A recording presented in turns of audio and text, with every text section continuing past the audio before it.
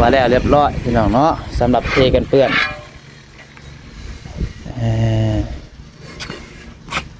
โอเค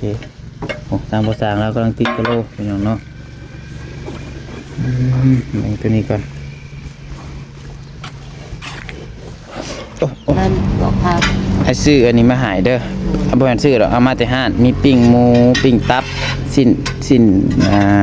ปลาสมพักเด้อไปทากินปะใช้ผ้าน้ำปลาสายฟ้ามืออื่นแล้วก็เมื่อป้ามืออื่นโตก็อยู่กับไม้2 คนพ่อแม่นใดให้ที่เขาโรงเรียนบ่นิวบอกที่เขาโรงเรียนมันจะเบ็ดเรียกฮะนี่เลยจะเบ็ดเรียกอะไรคุณทวีสิไปเฮ็ดเวียกเลยเฮ็ดเวียกอยู่ไสเท่ากับบ่ฮู้นำบ่นิว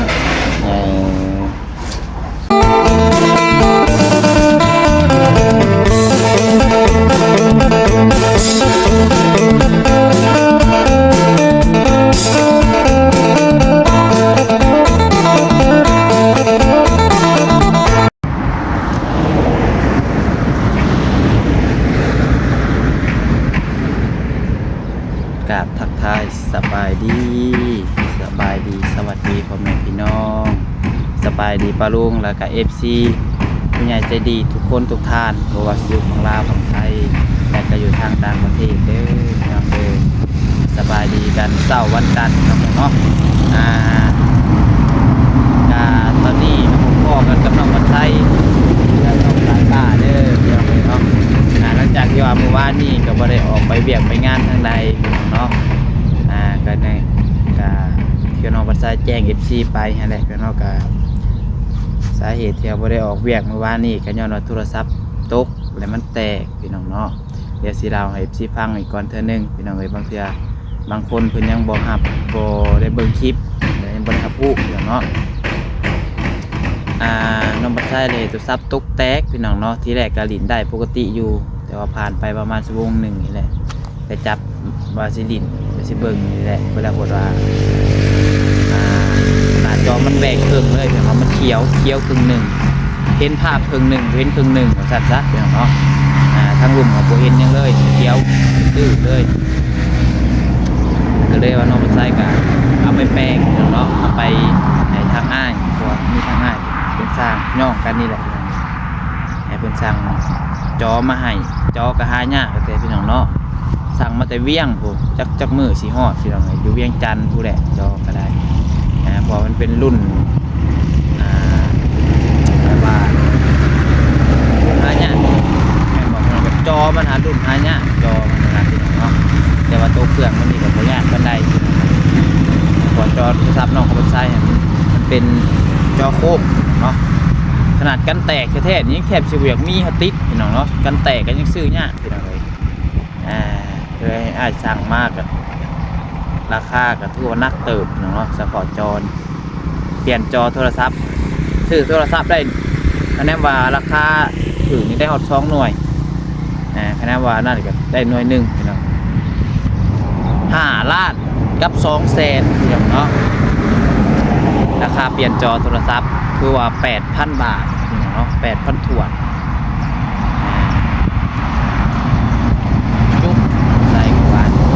ก็ยังหน่วยกระปอนเลยพี่น้องเนาะหาเงินมาเพื่อสิได้โบเมนง่ายเงิน8-9,000เนาะไปสิมาเสียคนมาเสียแบบง่ายๆพี่น้องเนาะมาบัดกับ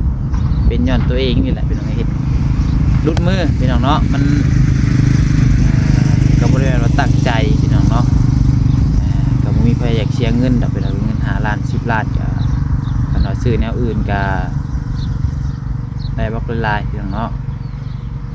เงิน5 ล้านนี่น้องใส่ได้เป็นเดือนก็ได้พี่น้องเลยคะแนนว่าบ่ได้ซื้อฟุ่มเฟือยเนาะแต่ว่าสำหรับตัวน้องใส่นี่5 ล้านนี่กุ้มเดือนหนึ่งเหลืออีกซ้ำน้องใส่เงินเพราะน้องใส่บ่ได้เดินทางไกลแล้วก็อย่างค่ะน้ำมันรถอีกเดือนละ1 ล้านปลาย1 ล้านปลาย2 ล้านวันนี้แหละเฉพาะค่าน้ำมันแต่ก็กินอยู่มา3 ล้าน4 ล้านมันต่อเดือนอีกอย่างข้าวนำบริสุทธิ์อายุ5 ปี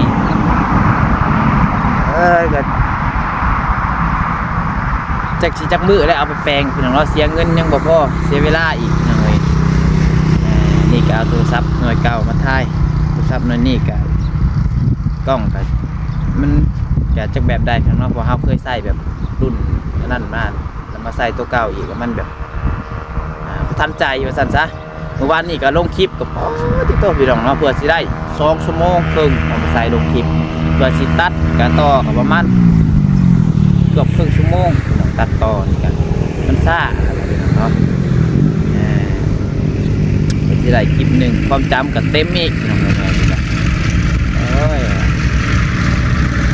จังได้ก็ฝากเป็นกำลังใจให้มาใส่เด้อพี่น้องเด้อเนาะ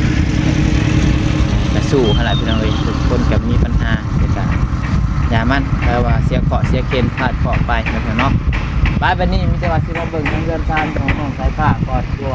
วานนี้ว่าเป็นจังไดบ่ได้ขึ้นมามือหนึงเทพืชแล้วเพิ่นจะบอกคนจังไดเนาะจังไดก็คลิปนี้เนาะก็ฝากถึงผู้ใหญ่ FC ทุกคนเนาะถ้าหากว่าทักแสนหาทางน้องพัดไซบ่ได้เนาะทางไลน์ก็แสนหาทางไลน์บ่ได้ก็อยากให้ว่ามีเวียกเนาะอยากให้แชทมาทางเฟซเนาะถ้าว่ามีอยู่ว่าทางไลน์ไลน์ของน้องพัดไซที่ว่าใส่อยู่มันอยู่โทรศัพท์หน่วยนั้นเนาะไลน์มีแต่เฟซที่ว่าน้องพัดไซยังใช้ได้มีแต่เฟซอย่างเดียวเลยเบอร์แอปก็อยู่โทรศัพท์หน่วยนั้นเป็นอย่างมาว่าอยากติดต่อหาน้องพัดไซก็มีแต่ติดต่อมาทางเฟซแต่พี่น้องเด้อเนาะภายใน3-4 มื้อนี้ฟังเบิ่งว่าจักมือแล้วจักสิได้จักมือเดี๋ยวหาว่าได้แต่เดี๋ยวน้องบัดไซสิมาแจ้งพ่อแม่พี่น้อง FC เพิ่นนึงอย่ามีผู้รักผู้ใหญ่เพิ่นแชทมาหาน้องบัดไซแล้วว่าน้องบัดไซบ่ตอบนะเนาะตัวโทรศัพท์หน่วยนั้นมันเพ่พี่น้องเนาะเปลี่ยนจออยู่ประมาณนี้แจ้งบอกคร่าวๆไปซะบัดนี้เดี๋ยวไปเบิ่งเรือนจานของน้องเสฟ้าเนาะว่าเพิ่นฮอดกันได้แล้วพี่น้องเอ้ยไปนี่ก็ขี่รถจักรมาคือเก่าเนาะรถเมล์มาสายเดียวได้มื้อนี้พี่น้องเนาะโอ้ยทางทีมงานทางเขาให้อ้ายเพิ่นก็คือว่าน่าจะบ่มีไผมาบ่มื้อนี้เพิ่นว่าโบกรถนั่นแหละพี่น้องทางเขาให้ยาวเบาไล่เบาตูนเบานิ้วก็คือว่าโบกรถโบกล่างอยู่งานบุญนั่นแหละพี่น้องเนาะงานบุญที่20ธันวาแม่นบ่แม่นเลยเนาะ20ธันวาว่ะบุญกองทัพเนาะบุญที่2พุ่นธันวาว่าไปเรื่อยๆผู้ว่ากันเนาะ ไปเบิ่งเป็นจังได๋แล้วล่ะบ่เคลื่อนสายฟ้าอันนี้เนาะ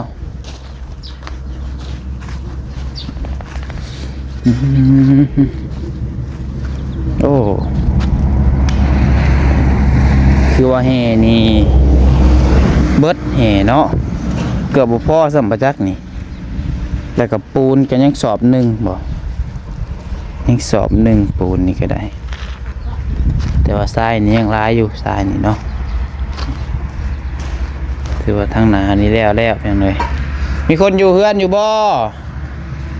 ก๊อกใครอยู่เฮือนเอ้าคือเราบ่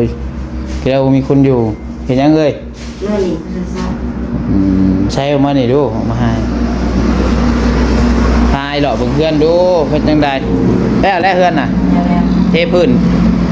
เพื่อนกันเปื้อนน่ะแล้วแล้วอ้อมเพื่อนเลยอ้าวใช้หมอน่ะดิตักไปแท้เลยฮะอยู่เพิ่นบ่น้องไฟฟ้าหาได้เลยเมื่อกี้ยังเห็นนางอยู่2คนนางกับไผกับลานตะกาเพิ่นดูเพิ่นเห็นไปพุ่นนั่นนะไฟฟ้าไปดิบน่ะติเป็นหน่อยมากโอเคบ่เป็นหยังเรียบร้อยเนาะเทกันเปื้อนเนาะอ้อมเพื่อนแล้วเนาะเบิ่งไปยางเลาะเบิ่งดูหาเลาะเบิ่งเพิ่นเทก่อนนี่เป๋บ่ทางปีนี่ตกอันนี้แหละฮะตกอันนี้ได้บ่ตกอันนี้แหละเป็นหยังคือตก ขี่ไว้เลยตกมีเล็กแตกเลยตกลงเลย ขี่รถถีบมา บ้านแม่ก็ขี่หลับนะ เออ บ้านนะ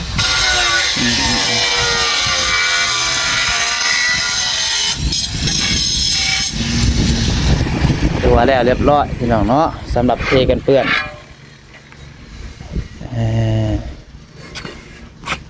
โอเคโอ้ตามภาษาเรากำลังติดกระโหลกพี่น้องเนาะแบ่งตัวนี้ก่อนโอ้เฮ้ย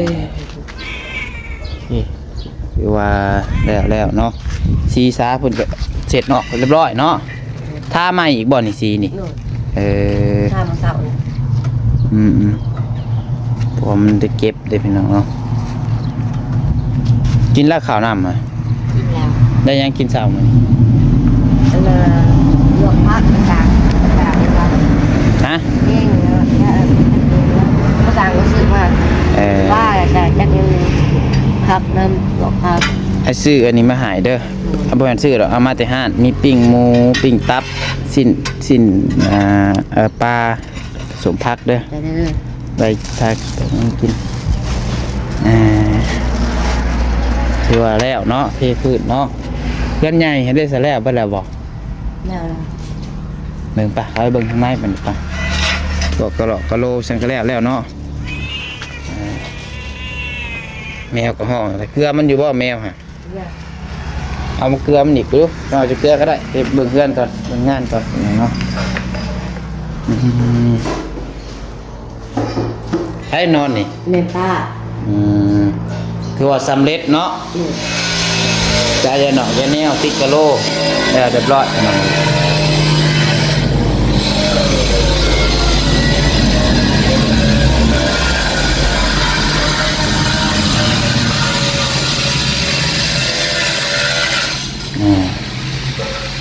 ห้องนี้ก็แล้วเนาะ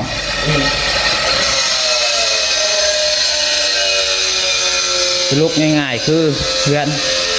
นี่แล้วเรียบร้อยเนาะมีแต่ปัดทูแล้วบ้านเนาะ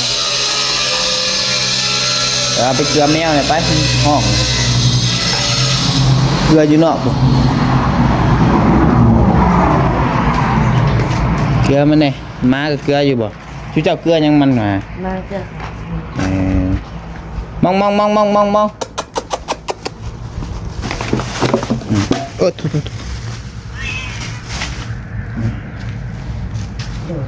กินบุญมีสิเบิดแล้วบ่คือยังแพงหมดแล้ว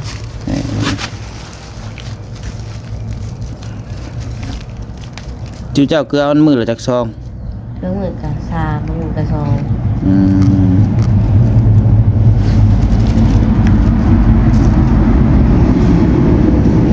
กิน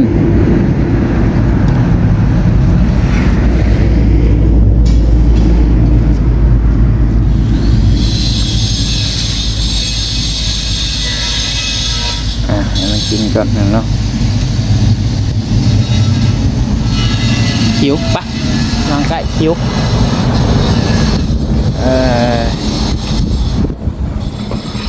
โอ้ถือว่าเสร็จสมบูรณ์เนาะมีแต่หักษาเอาเด้อเจ้าเด้อ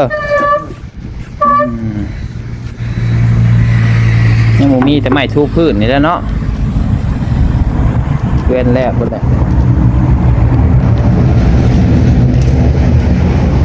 มืดเว้ยมืด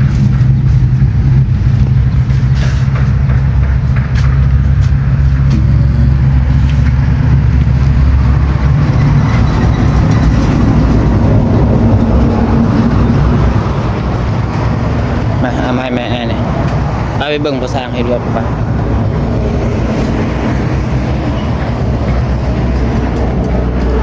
มืดแหละ เว้นม้าบ่กินไวแท้ คืออะไรครับ แม่นบ่แมวไอ้ว่าม้าประจักอันนี้ ไปแบบเดียวมีมืดเลย บ่ได้เผามันม้ากินเหมือนช่วงนี้ยังบ่อิ่มซ้ำ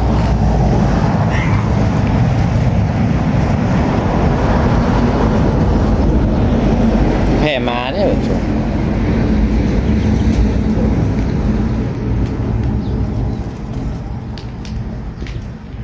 มันอิ่มเลยไปจักซั่น ตัวนี้มันบ่กิน มากินบ่ตัวน่ะ มันบ่กินตัวนี้ต้องเป็นนะ เลือกอีกเนาะ ตัวมันมาให้มันลง เพราะว่ามันอิ่มมันกินอยู่ยามมันแล้วยามมันอิ่มแล้ว นี่มันกินแต่อันใส่นี่ กินอยู่นี่กินอยู่ยามมัน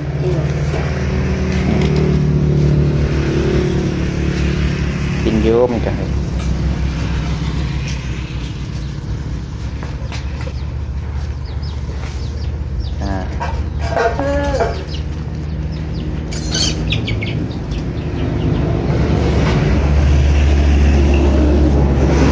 มาแล้วพระเอกเอา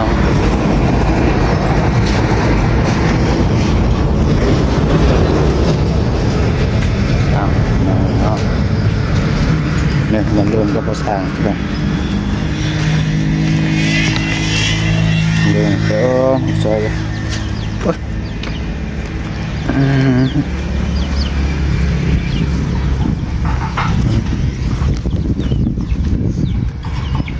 ทางล่างนี่มีตะกวดแก้วเนาะให้มันมั่งร้อนนะ เอ้ยกะโลก็ได้เคยกะโลห้องน้ำก็ได้งามแล้วบัดนี้เนาะแล้วห้องหนึ่งเลยเป็นยังไงทั้งพื้นแล้วโอ้เอาขึ้นฮอดขีดที่บอกภาษา นะ เอาขึ้นเถอะอันพานี่ฮอดขีด ก็ ที่บอก จะมารับตรงว่ามันสิได้สำนันบ่นะผมคือจริงครับโลเข้าละมันสิ2แก๊สก็เพราะว่ามันกล่องตัวนี้เฮาได้ตัดหลาย เบิ่งใช่เป็นอะไร เนี่ยตัวนี้ก็ จะไม่รู้พ่อบอก มันคือจริงก่อนไปคื มันซื้อมาให้จะแก๊สอะ 2คอยจะไล่คืออะไรดูใส่2แก๊สมันก็พอก็2แถวเรียงกันเท่าไหร่มันก็40เด้40กับ80มันกระจับกระแจกอะไรเงี้ย แบบในลายเลย ทิศแต่ว่านนี่พ่อนี่ ตอนแรกวันนี้เล็กสิมาก็ติดไปเลย เออ เพราะว่าเฮายังได้เรียกร้ายเพราะว่ามื้อนี้จะให้ช้ำเด้มาจากเมื่อละได้ปะ อยากเมื่ออะไรมื้อนี้เสียวให้แล้วบ่นี่ แม่นโทรหาบริก็เบิดโทรตัดกะโลก็พดพื้นพดไฟให้เพิ่นบ่รู้ว่ามือใหม่ก็แล้วแต่เพิ่นลงกันก่อน แล้วก็ เข้าไปแต่นักเข้าแต่เก่าคือว่าแสนปลาย เท่าไรเดือน 230,000ว้า 230 เกือบนั้นคือว่าแล้วเพิ่นใส่งานอยู่เพิ่นเลย ก็ธรรมดาอยู่ก็แต่ก็นักขึ้นกว่าเก่าเนาะ เนี่ยนับหลายถูกเสิร์ฟ ตะกี้200,000เท่าไร200,007รุ่น แสนปลาย เซนจิ ก็แสนปลาย มันก็ไม่บินเฮา เดินขึ้น4-50บ่ เนี่ย แค่ก็ จังมันไปละยาตัวพันละเขาก็บอกก่อนก็บ่ถึกบินมาแล้วบ่ บินมาแล้วค่อยเสียเรียบร้อยแล้ว ได้บิน จะเสียก่อนบ่ แม่ไปออกแล้วเพราะว่าบ่จะให้ความยุ่งยากของเพิ่นนะ เลยแล้วมีแต่ว่าเพื่อกัดไผ่จะหายเบอรี่บ่เสียวหาย ก่อน อัน เบานิ้วจุดก่อนกับบาลี่ที่เขา เอาเลยก็ต้อง ตัวกะโลนะฮะเข้าใจอยู่ว่าตอนส่งเสียงบอกฮะ โอเคอยู่ ตัวจะติดอยู่ใน4แก๊สนะแล้วเราสิมาจ่ายตำหลัง3คือ4นี่แหละ วางเก็บ แล้วเราสิมาจ่ายตำหลัง มันเจ้าส่งเสียงมาบางเทื่อโทรศัพท์มันก็พังบ่ได้โทรบ่ได้เลยเพิ่นคอยบ่อยากโทรหาเจ้าได้ บ่เป็นหยัง ก็เพราะว่าแต่เจ้าเนาะสงสัยกับมันแปลว่าจังว่าเป็นหยัง ใช่นะผมมาใกล้กันเลยป้อนอนสบายอยู่ดีผม เฮ็ดละงองอยู่ เฮ็ดคือบ่รู้จักกันนี่ดิ เฮ็ดบ่ลื่นกันนี่เพราะว่าโหคันเฮ็ดอันนี้บ่ให้เมื่อได้บ่ คัดจะได้บัตรโทรศัพท์ขอออกให้งานก่อนบ่มื้อเช้าเห็นบุ่มยิ้ม งัดในแบบนี้แล้วมื้อเช้านี่พอยังบ่ให้เด้ เพราะว่าจังหน่อยก่อนบ่ นี่มาโทรศัพท์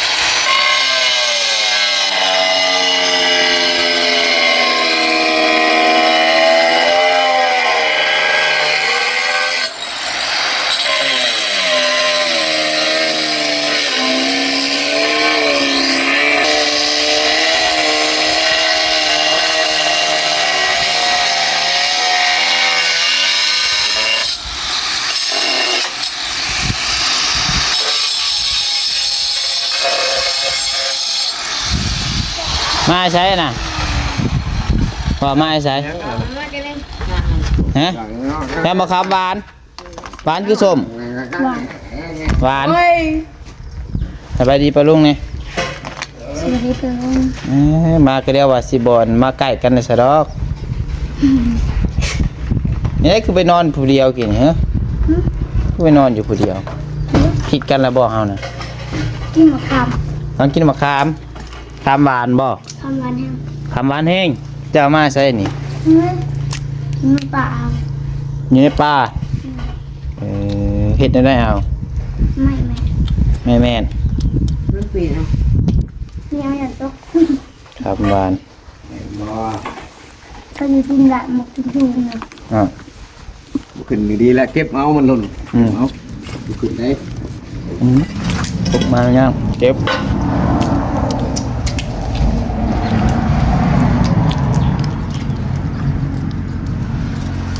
วันนี้มีใครมาหาสระ มีดี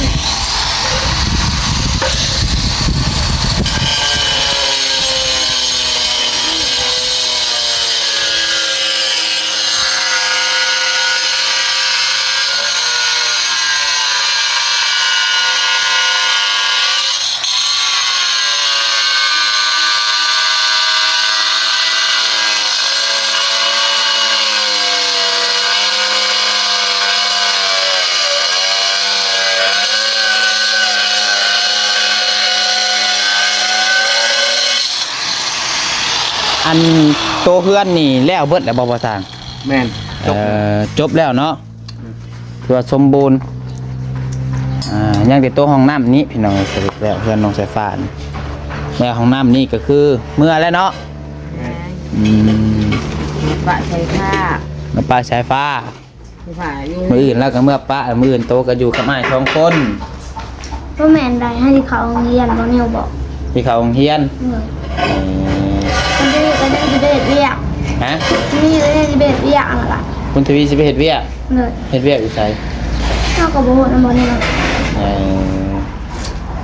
นี่แหละตัวสิเข้าโรงเรียนบ่ น้องนิวบอก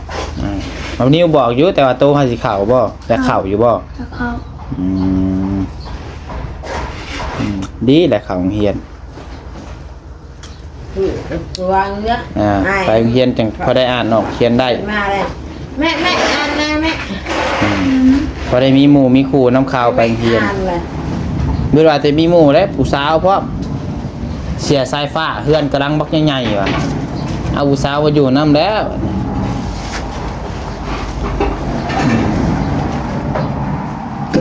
เครื่องหาสักเดี๋ยวบ่เครื่อง น่าจะ ส่งให้ซื้อให้ครับยังอยู่บ่คือว่าเสียไปแล้ว นั่งเรียกเนี่ย ซักไว้เด้อคันมันบ่หนาวก็ซักไว้มันยามมันหนาวบ่อยากใส่ได้หาเด้อ เอาไว้ เวลาไปมันคือไปลิ้นไปหัวก็พอได้ใส่ส่วนขายาว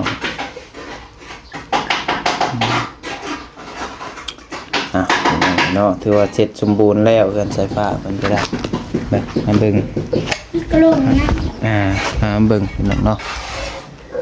ถือว่าเทพื้นจังนี้อ้อมเพื่อนเรียบร้อยเก็บงานทาสีให้เบิ่งมุมกว้างของกันมันเนาะกว้างมุมไกลของกันอีกคนหนึ่ง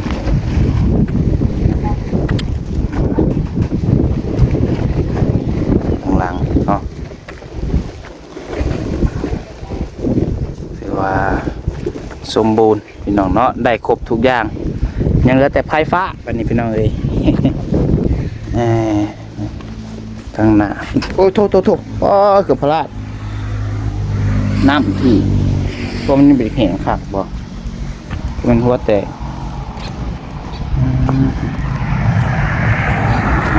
เนี่ยพี่น้องเนาะด้านหน้าตัวนี้เนาะ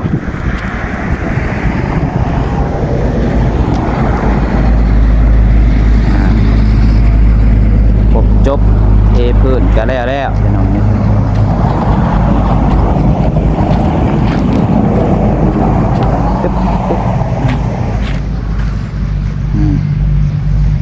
ยิงกับตาเลย